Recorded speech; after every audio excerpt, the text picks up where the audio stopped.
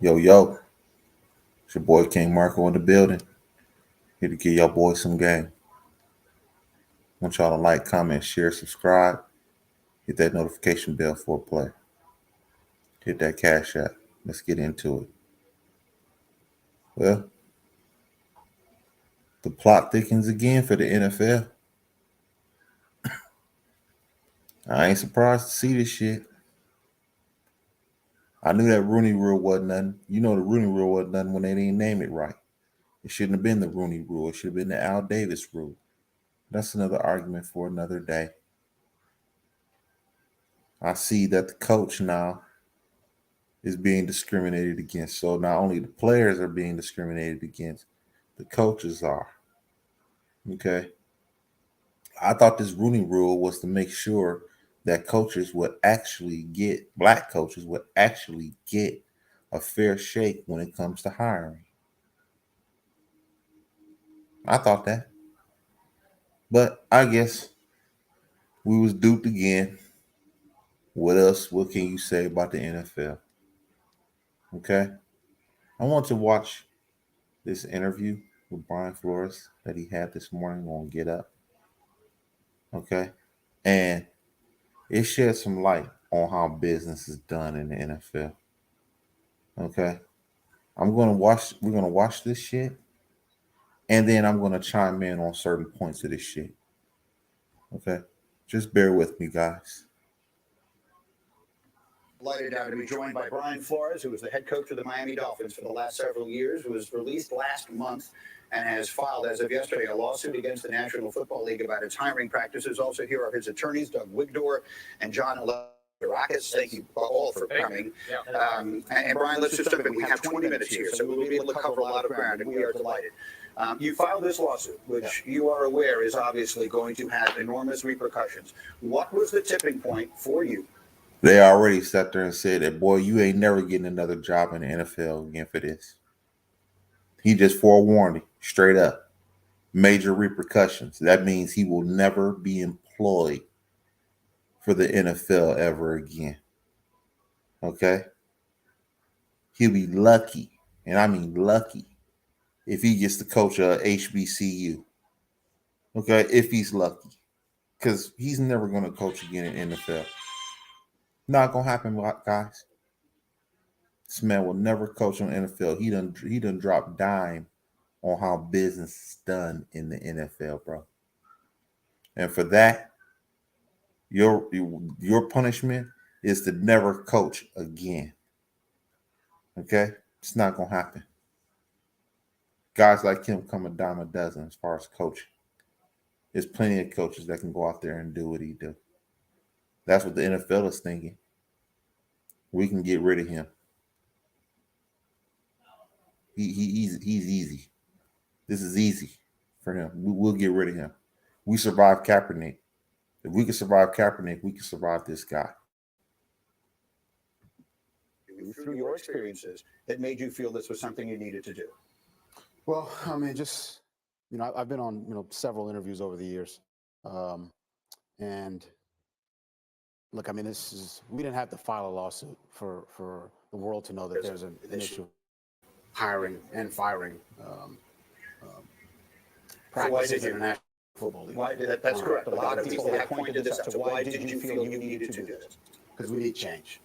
That was the number one reason. And I know there's a sacrifice, there's risk to that, but at the end of the day,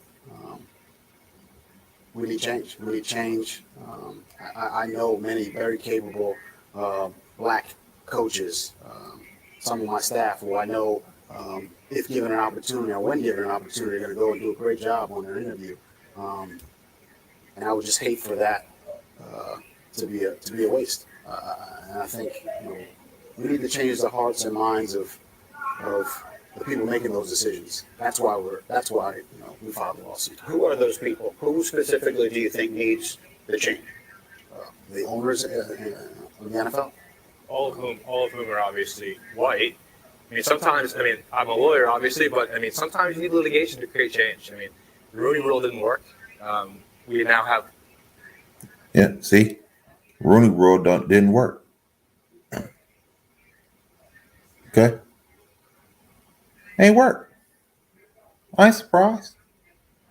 You should have known that if you got an all-white ownership of of teams in the NFL, that a black man ain't getting no shot. He ain't getting no legitimate shot. Okay, a lot of times, personally, me, I believe that they just hire a black coach just to say that, hey, we hired a black coach. I don't believe they believe in that black coach at all. Mike Tomlin, if he was anywhere but Pittsburgh, he'd been gone. Okay, that's they want. But Pittsburgh never fires their coaches. Once you Pittsburgh is probably the most safest job. Period. You got at least 10, 15 years with Steelers minimum. I don't think coaches coach less than 15 years. They've had 3 coaches in 50 years. Okay, that's what I see out of Pittsburgh. Anywhere else, Mike Tomlin would be just like him, fired, gone. The minute he don't show up, I mean, this guy won 8 of 9 games this year. In the 8 of his last 9 games, he wins, and he gets fired. Mike Tomlin, he wouldn't have lasted 15 years nowhere else. He'd be just like him. Less black head coaches than when the Rooney Rule started. And, Brian thought long and hard about it. And litigation's not for everyone, but he stepped forward. He's been referred to as the Rosa Parks of the NFL. And it's testament to his character. And litigation will create change, either because we're going to litigate the case to the end, or the NFL is going to now do the right thing faced with litigation. Okay, let's go through some of the specifics here. We detailed earlier a text exchange you had with Bill Belichick, for whom you worked in New England at some point, in which it appears he was congratulating the wrong Brian Daboll, rather than Brian Flores, for getting the job in Buffalo. We've all read that, or excuse me, leaving Buffalo and getting the job with the Giants. We've all read it. When you first realized the mistake he had made, what was your first reaction? Disbelief, humiliation. That was a tough pill to swallow, and that I have a great amount of respect for Bill and Brian Daboll. Brian's a great coach. I think he's going to do a great job as head coach in this league. I was upset that I wasn't getting a true opportunity to show what I can do, to show what I can bring to a team. Which I feel is a lot. I think that's what I've shown in my time as head coach. That's what this is all about as well. This is not equal opportunity. This is not a knock on Coach Daboll. This is a knock on the fact that the job was promised before Coach Flores even got an opportunity. And there's backroom dealings and information that Coach Belichick knows. Why? Why is that being discussed? Why do people have this information? Why is a decorated coach like Coach Flores, humiliated into having to sit through an interview and dinner when the decision's already been made? It's worth pointing out that the Giants said in their statement that Brian Flores was a candidate for this job up to the 11th hour. Yeah, what is the response? Notice they don't say up to the time that he actually interviewed. See, now that was a lie. Up to the 11th hour? That's a lie. That's a straight up lie right there, guys. Okay? They just basically said, well, let's go interview a black coach to get this shit out the way. We already got our man. Okay? That's all this is about. That's all the Rooney Rule is. It's just to make owners interview a black person and go about your business. You should have known that shit was too lackadaisical. See, in order for the Rooney Rule to work, you have to have more than just people in the organization, giving the interview. It should be an independent operator that's in charge of making sure the whole process has been done thoroughly and fair. Okay, they need an outside person, but they don't have an outside person. The NFL and the NFL teams are the judge and the jury. Okay, so in that situation, when you're judge and jury, well, who's going to police you? Who's policing them? Nobody. Okay, so therefore, that's why the Rooney Rule doesn't work. Okay, and it won't work if you keep on doing this. Okay, me personally, I, I wouldn't even be trying to be a head coach in the NFL if I'm black right now. You're not gonna last very long. You better off being an assistant coach. Sad to say, but that's just how they gonna operate. The NFL is a country club. Okay, most country clubs are white.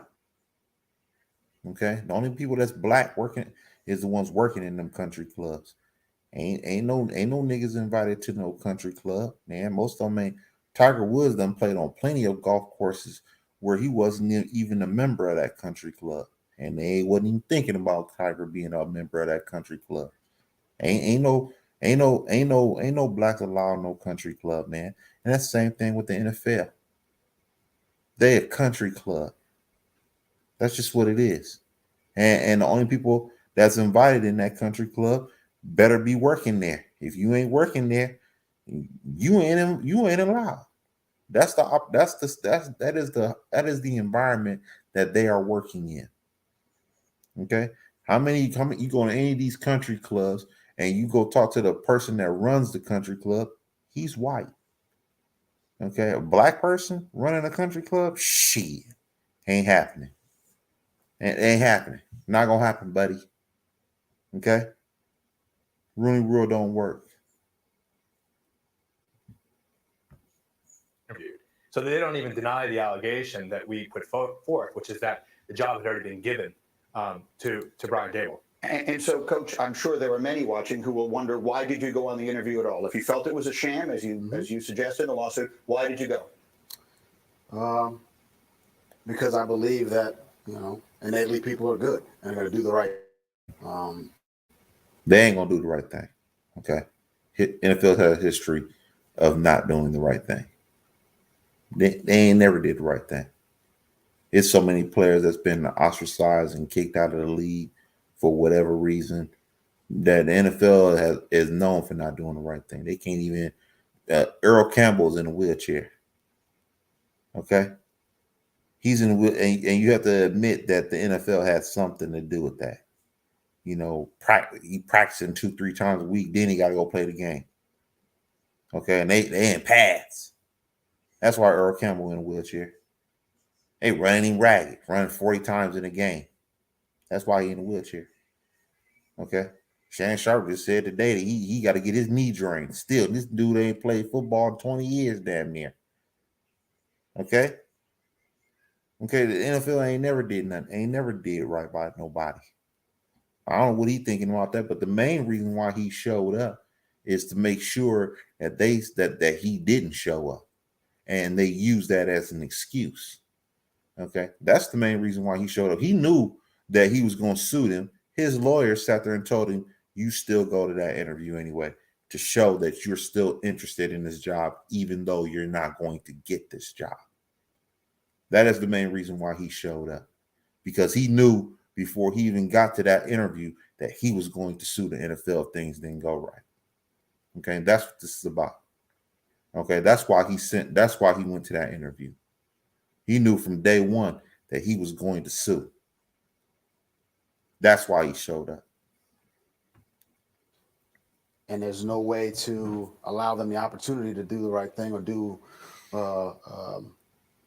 make it a fair situation unless I went there and showed them that I am qualified. I am a leader of men, that I am passionate about coaching and building relationships, and I'm gifted to coach. I mean, I am. I know that, and I wanted to show them that. I think they saw that in the interview. And Mike, one of the things that often happens when you're dealing with racial issues is people find a soft hiding place, a soft place to say, oh, you know what? Coach Flores didn't get the job because he did an interview.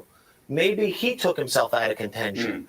And, Coach Flores having to put his best foot forward and go, hat in hand and just, interview, knowing deep down that this job was promised elsewhere. Aside from being humiliated, that's something that black candidates often are forced to do so that an image isn't portrayed or a stigma that, hey, you didn't go. You didn't follow through. You didn't do. Now, with these lawyers that he got, I'm gonna tell you right now, they about to cut them a check. Okay, I'm gonna tell you that right now. They're gonna cut Brian Flores a check, and them two white lawyers about to get him paid. Okay, they represent him properly. The NFL's gonna have to pay, and God forbid another person, another coach, comes into play with this class action lawsuit. Marvin Lewis just sat there and said he was offered money by the Cincinnati Bengals to throw games. Okay, now if Brian Flores gets 2, 3, 4, 5 more coaches, especially if they're black, in this class action lawsuit, this is going to be bad. NFL going to pay out a lot of money. Okay? They're going to pay out a lot of money for this. Okay? Because black coaches historically in the NFL have been given raw deals. Okay? For one, I'll tell you why. It's rare. Mike Tomlin is probably the only coach that came into a good situation. Okay? You go look at all the coaches, the black coaches in the NFL, and the situations that they are put in. Okay, the horrible situations. Okay, and then they don't last that long. When they get there, they don't even last long enough to turn that team around. Okay, Herman Edwards, he wasn't blessed with a good team. He had to work with what he had. Okay. The coach for the Houston Texans, he just got fired. He was only there for 1 year, and he walks into a situation where his star quarterback is gone for the whole season. But he gets fired after 1 year. The general manager of the Texans, who drafted Deshaun Watson, he can't get a job nowhere in the NFL. Okay, he drafted J.J. Watt, drafted Deshaun Watson, drafted the whole damn team. And he can't get a job nowhere. Okay, so moving forward, if the NFL ain't careful, they might want to settle this case quietly. Because if they don't settle this case quietly, they're going to get more people to join in on this lawsuit, and it's going to be a whole bunch of money being shelled out. Because there's a lot of other black coaches who coached in the NFL that got a raw deal. Okay? Straight up. You can go down the list. There's a whole bunch of them. So the NFL smart. They better do some damage control with this, because it's gonna get uglier. Do your part. Understood. But I would say, I think those text messages confirmed a lot of what a lot of us, black minority coaches already feel. That we're going into these, and they're shams. It confirmed that a lot of there's a belief in look, that was just a mistake by Bill Check. We've all sent the wrong text message to somebody. Mm-hmm. But in this instance, it came to me, and it was almost, it was confirmation that those backroom dealings are happening. Let's be very clear on why something like that might be a sham and why they would need to do it. There is the Rooney Rule in the NFL, which is something that I'm sure fans hear about quite often and may not know specifically, but I heard you describe it this morning in a previous interview as checking a box. So the existence of the Rooney Rule, in which every team must interview at least 2 external minority candidates for an open head coaching position. Doug, how does that rule impact a lawsuit like this? Well, I think the intentions of the Rooney Rule were right. It was trying to get more of these owners to interview qualified black candidates. But when the team is interviewing a qualified black candidate and they've already made a decision, it shows prima facie evidence of intentional discrimination. It means that they've chosen a white candidate before they've even given the black candidate the opportunity. And it's not only for head coaching positions. What we really need to see are more black coaches doing offensive coordinator positions, defensive coordinator positions, special teams, quarterback. So that way it flows into the head coach positions. And we need more black owners. And when you talk about the Rooney Rule, Black owners ain't gonna do nothing. Okay. First of all, to get black owners, they have to go through the whole process of even being invited to be an owner. You can't just buy a team just because you have the money. You have to go through a whole process, and you have to be allowed by the other owners in the NFL to say that, yeah, this person right here is good enough to be an owner. We recommend this guy to be an owner of the NFL. Now, in order to be an owner of the NFL, you have to go by certain guidelines with them. You have to go by certain unwritten rules, okay, with them. Okay? So even if you get somebody black, that doesn't mean that he's not going to follow the rules, the unwritten rules that the owners have for him. So getting more black owners ain't going to do nothing. Now, maybe if you get somebody like a Kanye West or somebody like that, somebody who's historically known for going against the grain, then maybe. But if you just get a black person just because they're black, that ain't going to do nothing. They going to go along to get along. He went along to get along. He's suing the NFL just like Colin Kaepernick. The only difference between Brian Flores and Colin Kaepernick is that Kaepernick kneeled on the flag. And he's decided to stand on the flag. Now, 3 years later, this guy is crying, is doing the same thing that that Kaepernick is doing to the NFL. Bottom line. Okay. Me personally, I wouldn't give him nothing. Okay, personally. The only thing he gets is his contract. Okay. Bottom line. There's nothing special about this guy. Okay. For him to even be an NFL coach, it's more privileged for him to be an NFL coach than it is to be a player. Okay. There's plenty of guys who can lead, that can lead a team of men and get paid a lot of money for it. This guy made a lot of money. He signed a 4-year contract. This guy was making like, $15-20 million. Okay. No. There's nothing special about him. He's making $3, $4, $5 million being the coach. Now he sues. You should have kneeled on the flag like Kaepernick. Then maybe somebody rally for you. But at this present time, hey, you just trying to get a check is what I'm looking at. That's how the NFL is looking at it. That's how I would look at it. He didn't stand for nothing. What did he stand for? He didn't stand for nothing when he was coaching. He went along to go along. Okay? That's what he did. I'm not giving him no pass for that. You can't sit there and stand on the sideline, watch other people take risks and take chances, risk their paycheck, risk their livelihoods, and you just stand there and just be like, well, okay. And now when the boss tell you to lose some games so he can get a better pick, nah, I don't want to do that, boss. Nah. You should have just bowed out and lost them damn games and took that money like he offered you. But instead, what did you do? You not involved. Nah, I can't lose like this. I can't lose these games like that. You went against your boss, I'll fire you too. You've been buck dancing all the other times. Why you want to quit now? Well, it's ultimately tied to an assumption that the owners and the upper management are people who are going to do the right thing and hire based on merit and not based on someone who they're comfortable with, someone who looks like them. And, that's what this is about. We've listed in our complaint a list of demands that we want to see, tying, hiring practices to performance.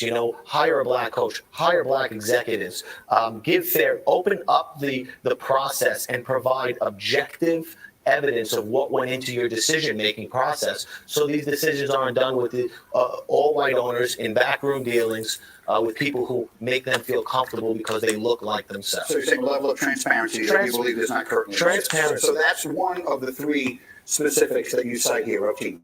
Let's go to the job that you did get in Miami. When you were the head coach, you allege in the lawsuit that the owner, Stephen Ross, approached you about tanking games to get a better draft choice and said he would give you $100,000 for every game you lost. As you can imagine, that obviously has enormous repercussions. What can you tell me about the specifics of that offer? How specifically did he state that to you?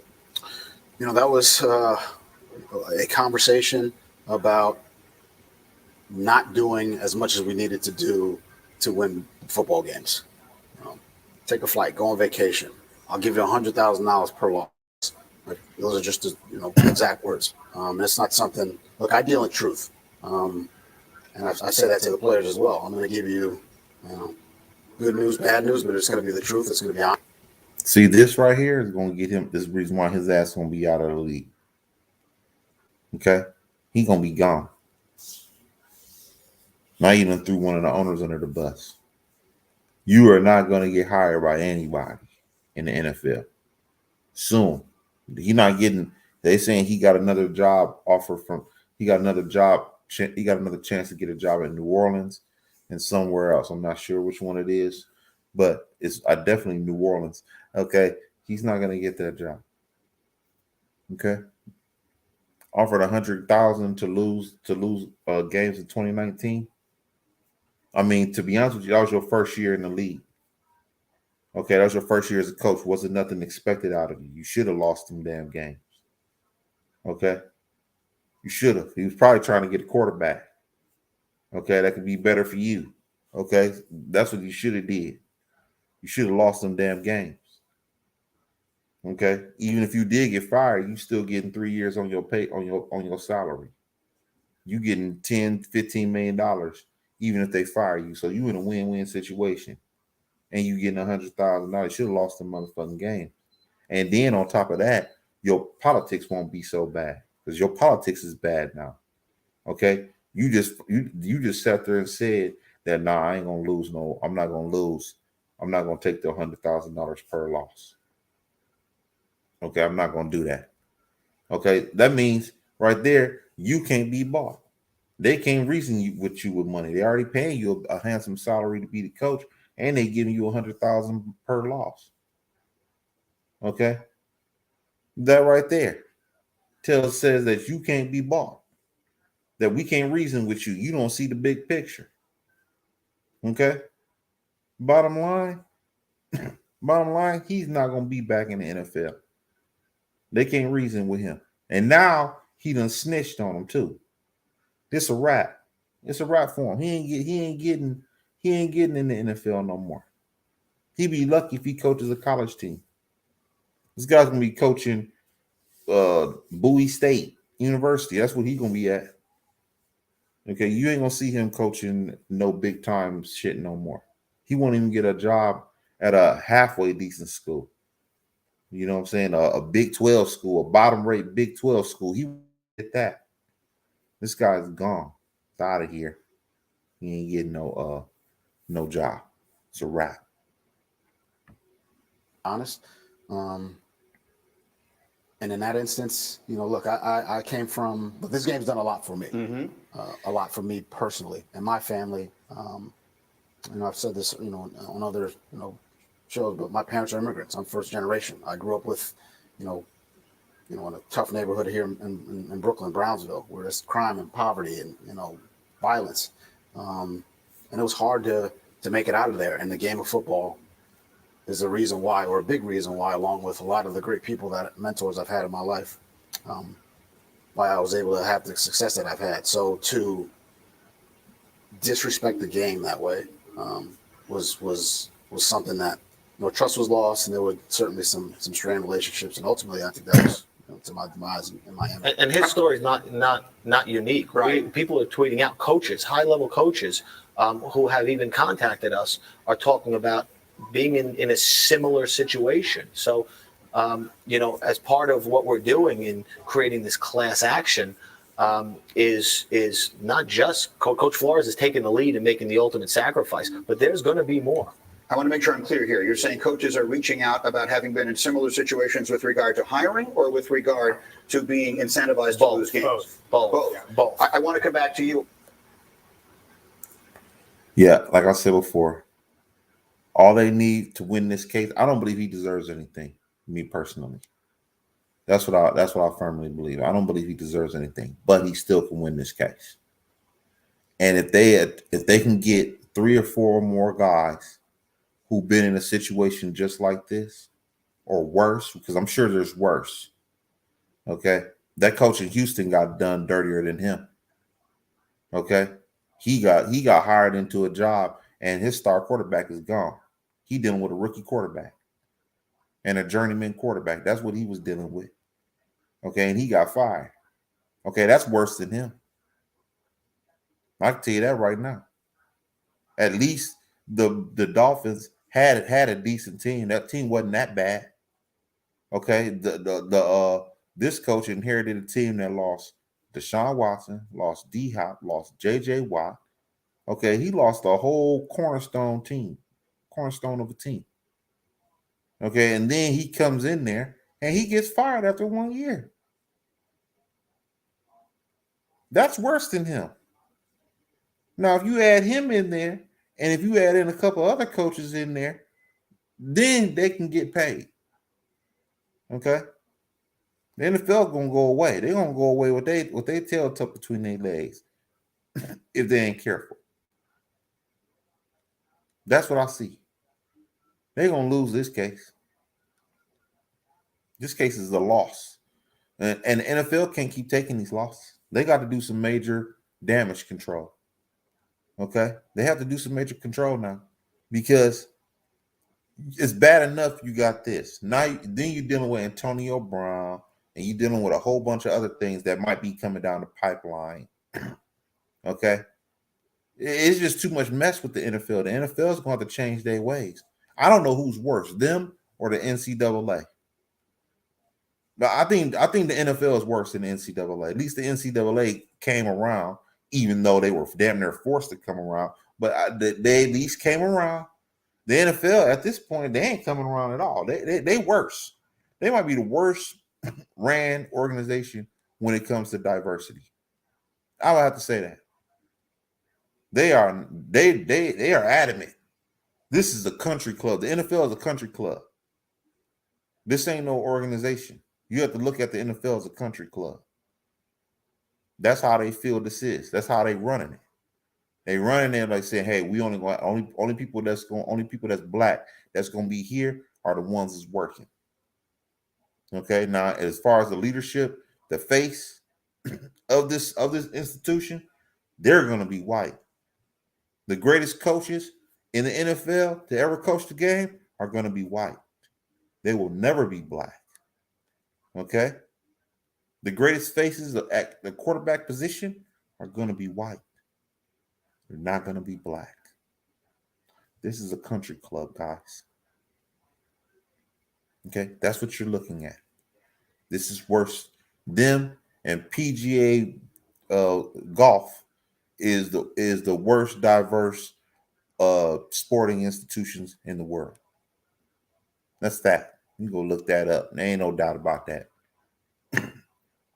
They have country. They go play at country clubs where the country club has 0 blacks in there as members. Now, mind you, I don't give a shit about them country clubs personally. I really don't care if they don't ever have anybody black in them country clubs. But the fact is that there are no black members in them country clubs that they play tournaments in. It's fact. Okay. And the NFL is the same way. They'll say, "Hey, we'll deal with these niggas only in the line, only if they playing linebacker, safety, running back, wide receiver. When it comes to that quarterback position, we're gonna continuously look at Tom Brady. We're gonna continuously look at Drew Brees and Joe Burrow and Aaron Rodgers and Deshaun Watson. Even though he looks promising, he looks like he can be the face. We're gonna put 20 allegations. We're gonna put 20 women on his ass to give him all these allegations of rape, dirty up his name. Okay, that's what we're gonna do. Okay, we're gonna dirty up all the quarterbacks that look promising and look just as good as Tom Brady or even better. Yeah, we're gonna dirty their name up. We're gonna tell them that they ain't team players. We're gonna say Cam Newton ain't a team player. Cam Newton is not a leader of men. He's not a winner. He's a loser. Deshaun Watson, yeah, he like raping bitches. He like flying them down and raping them. That's his MO. Michael Vick, he like playing with them dogs too much. He out here gambling on the dogs and running a criminal organization. Yeah, we're gonna dirty his name up. That's how it is in the NFL. They'll dirty up the ones that look like they can be promising. You know, it's sad that in the NFL, you can't bring me a black quarterback, black wide receiver tandem that's in the Hall of Fame. Think about it. You don't have not one black quarterback with a black wide receiver, and they both on the same team, and they're in the Hall of Fame together. That's how sad the NFL is. Yeah, they're gonna lose this case. They're gonna lose it big time. They add three or four more black coaches out there. Yeah, this is a lot. This is a loser. You can make the NFL look bad when it comes to racism in the NFL. They're gonna win this case just because the NFL has been so crooked over the years. They've been crooked for the last 60 years. Okay? They've been that. So rest assured, the NFL about to pay. And about to pay big time, big money. Okay, they're gonna pay him to go away. And if this is a class action lawsuit, expect to see about $200 million being doled out to these coaches. You might see that. You might see $200 million being doled out to these guys. You might see you might even see 10 coaches, 10 people. If they can go back 20 years, easy. They can easily get 10 black guys that were either defensive coordinators or offensive coordinators, defensive backs coach. They got passed over multiple times. Man, they can easily get 10. This is $100 million lawsuit. Easy. Okay. This definitely, and I repeat, definitely gonna be a big time payout for those guys. Now he don't deserve that much, but at the end of the day, with all the shadiness that the NFL has done over the years, you might as well break him off a check. Might as well, especially if you're gonna add in everybody else. I would say pay him if there's other people involved in this case. Okay, that's what I say. I say, yeah, he gets a check because he at least got it started. Okay, he at least put his name. He at least put his name out there in the forefront and got the whole ball rolling. So yeah, he deserves a check on that respect. Okay, only if he got other people involved. If it's just him, I'm not paying him. I wouldn't pay him at all. NFL, y'all in deep doo-doo. Deep doo-doo. Y'all about to pay. They're gone are the days where y'all can just do what y'all want, however y'all want, whenever y'all want. Them days is getting numbered. Big time. I told y'all it's gonna be more lawsuits coming their way. They're gonna be getting sued so much they might have to file bankruptcy one day. There's gonna be so much shit going on. Watch, you're gonna see everybody suing the NFL. Yeah, you keep on collecting them, that $10 billion a year salary. Keep adding up all the numbers that you got. Because I'll tell you right now, you're about to pay out a whole bunch of money in lawsuits. This shit ain't over. You think Colin Kaepernick was the end? Colin Kaepernick was the beginning. Okay? It was the beginning of ex-players suing the NFL. Okay? You thought it was over with that? No, this is just the beginning, bro. Expect more lawsuits like this to happen. Okay? Moving forward, I want y'all boys to like, comment, share, subscribe, and hit that notification bell. It's your boy King Marko. I'm signing out.